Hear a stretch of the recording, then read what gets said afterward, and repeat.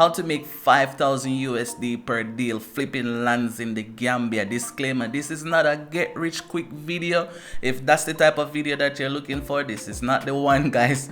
This is just an actionable way for you to make a sustainable income, especially if you're planning to relocate to the Gambia. This is something that is very doable. You don't need any subjects for this. You don't need to go to university. You don't need to be a qualified real estate agent or anything. All you need to do is just have the street smarts like we do, and you can make it happen. So let's get into it. First, you have to understand what land flipping is. Land flipping, in my way of explaining it, is when you go out there and you basically search for land that is available within your local area that are for sale by an owner. Let's say the owner have the land for a long time. They don't really have any use for it. Like, they don't use it for agricultural purposes. They don't have any immediate plan to develop that land right now. So they want to get rid of the lands off their hand, because you know you can have a piece of land and it become a liability to you. So they want to sell the land so that they can earn the cash to invest it in something else, right? So those owners are willing to negotiate the price on their land and sell it to you below the market price, which is very good because that's where you're going to make your money. That is what makes flipping land worthwhile. So who is flipping land for? Flipping land is for anybody who have the common sense of creating a sustainable way of life through real estate. Flipping land is for anyone who want to create an additional way of generating income. You can still have your 9 to 5 and flip lands if you want to make additional income, but in this video we're talking about people who are definitely thinking of traveling to the Gambia and to take advantage of this opportunity that is on the ground right now. So it doesn't matter what you are. You don't have to have any subjects, as I said, or anything in order to flip lands. All you need to know is what are the do's and don'ts when it comes to identifying a land that you think is going to be worthwhile on the market to someone who is looking for it, like a developer or a person who want to build their home, or a person who just want to use a piece of land for any business use or any use like that.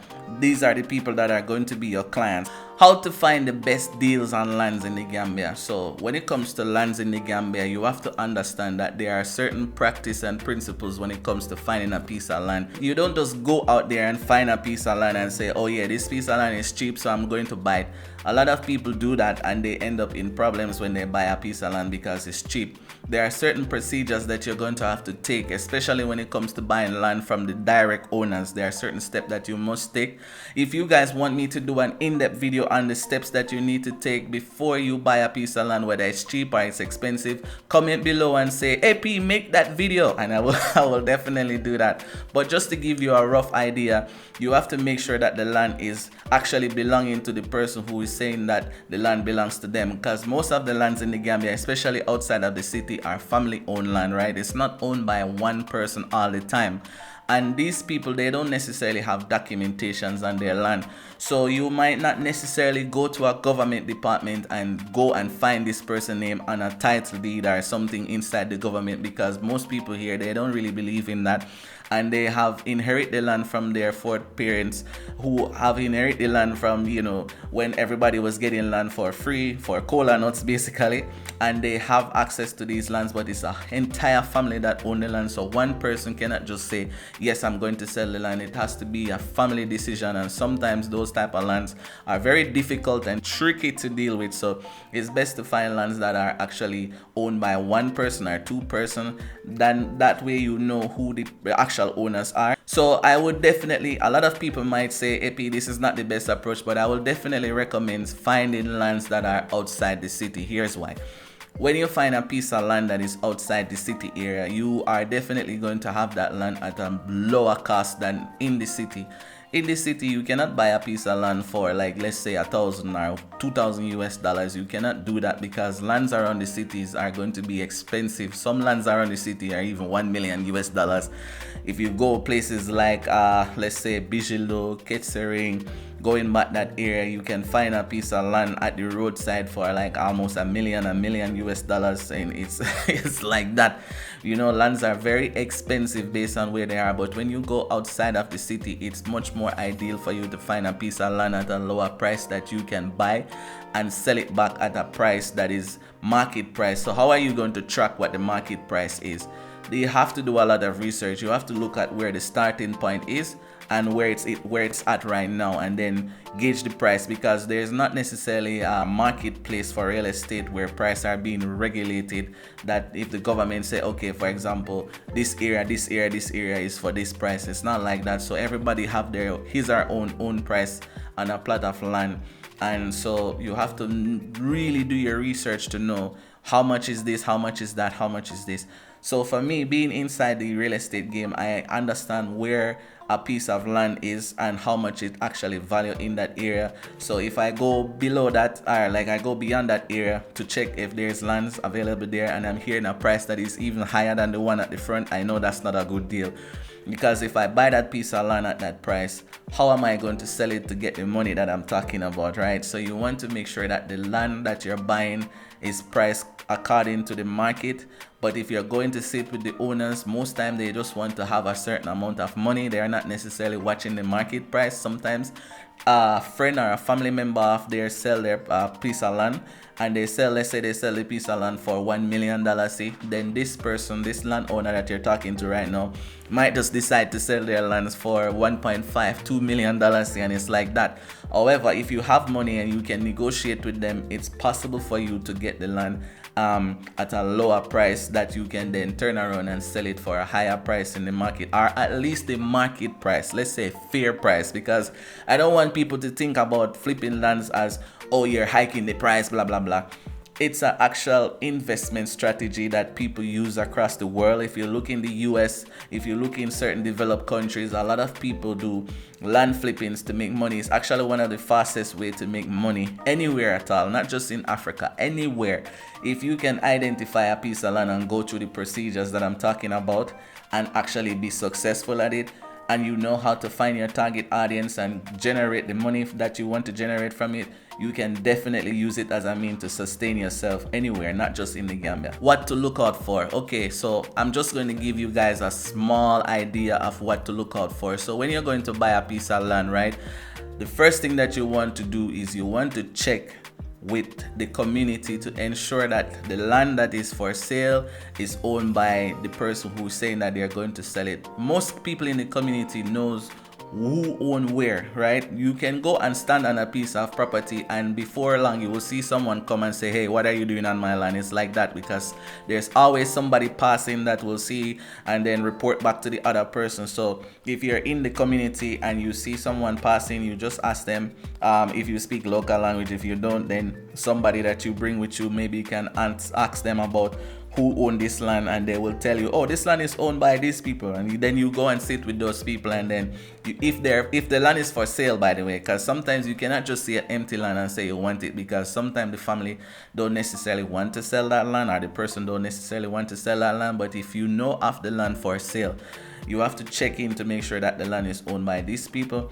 And then you can go to the alcalo and check in with the alcalo, and from the alcalo there are several other steps that you must take in order to just verify if the land is belonging to this person. Normally when you go to the alcalo will tell you, yes, this person have a land within that area, but the alcalo cannot tell you where exactly on the ground at times that person have a piece of land. They just know that within this area this person have a piece of land. So what happens is sometimes you go on the ground with the alcalo and you identify the area, and the alcalo sometimes will know, okay, based on history, to say, yes, these people, their family used to farm here, or these people, their family inherit this land here, and this is actually their land. So it's a whole lot of process. You check in with physical planning department. Sometimes, as I said, some property owners, they don't necessarily have any documentation on their lands. They just have the land, and the person who can back up that claim is just the alcalo and the community people. Basically, you don't have any other documentation anywhere to really prove that this land belongs to this person, especially when you go outside of the city. The next thing that you have to do is work out your expense. So okay, how much money did you actually spend to go and search for lands? Because when you're doing a land search, it's a long process. It's not something that you just go one day and find what you want. Maybe you go today, and the time that you spend is the entire day driving here, driving there, driving here, driving there, checking lands. Sometimes if you're going to like an agent's They will show you several different lands to see, and maybe you don't like the area, maybe you don't like the vibes, maybe you think, okay, this land is not what I'm looking for. How much money are you willing to put up first as a part of your budget that you're going to spend to do all of these things?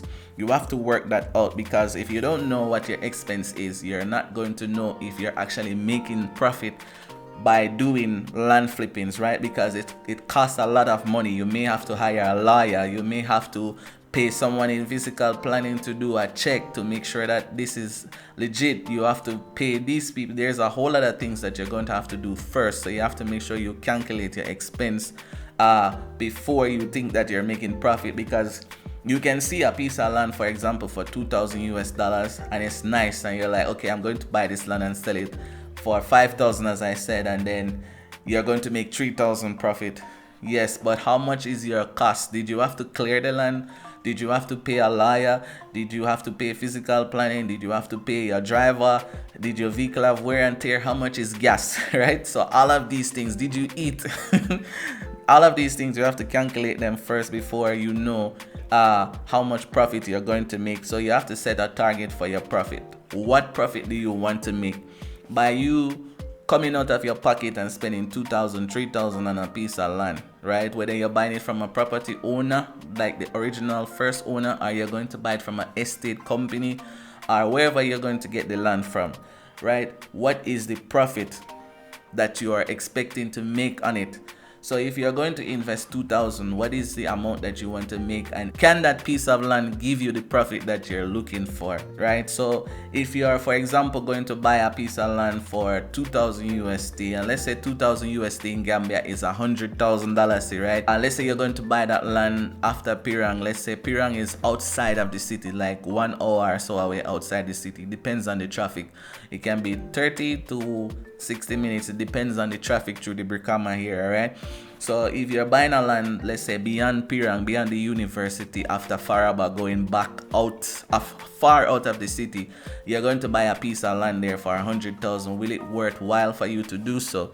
Can you sell back that land on the market for $200,000, right? Can you sell back that land on the market for $150,000? You know, and how much is it going to cost you? If if your expense overall come up to $100,000, right? You have to make sure that you're making a profit on that land. So what is the price point on the land in that area? All of these things you have to calculate first to make sure that you are actually doing the right thing for you in terms of making the profit that you want to make on that land when you are flipping it. So you have to identify your target market, right? So you don't just go and say, oh, I'm going to flip this land. Who are you flipping this land to?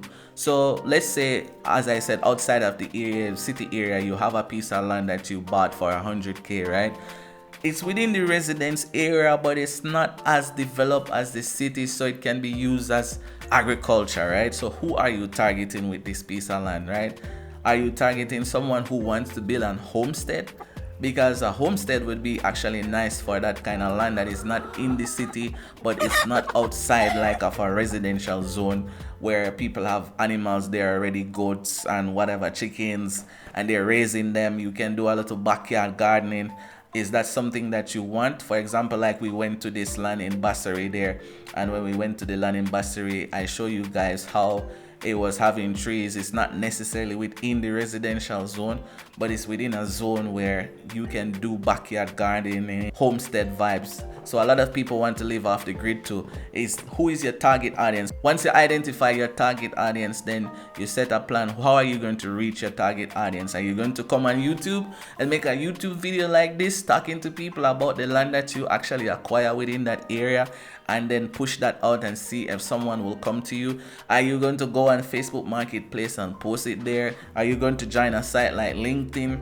How are you going to reach your audience? Are you going to go on TikTok and dance and sell the land? I don't know. How are you going to find your target audience? Once you understand who it is that you're targeting, then that's your marketplace, and you stick there with your plan, and you flip that land, and then you flip another land, and you flip another land, because you know who you're selling that land to. Once you understand the process of finding the land, working out your expense, pricing the land, negotiating with the owner, checking if the land is actually clean based on the fact that it's owned by this person and government back it up, or even if it's not inside the government system because this person did not log it inside the government system. On the ground, you're getting a full yes when it comes to, is this guy the owner? Yes, this guy is the owner, and all of your work is done. You know where to reach your target audience.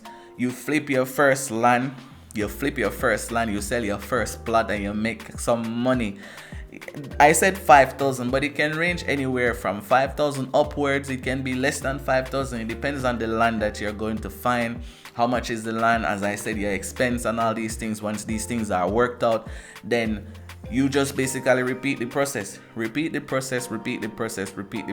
until you can buy a bigger piece of land and you double it up and do it again, right? If this is not something that you want to do yourself, sometimes you can even partner with companies like real estate companies to sell the land back for you, or maybe an agent to sell the land back on the market for you, and you give them a commission, like a split of 5% or so when they sell the land. You can do that if you don't want to go through all of the hassle of dealing with paperwork when the land is sold.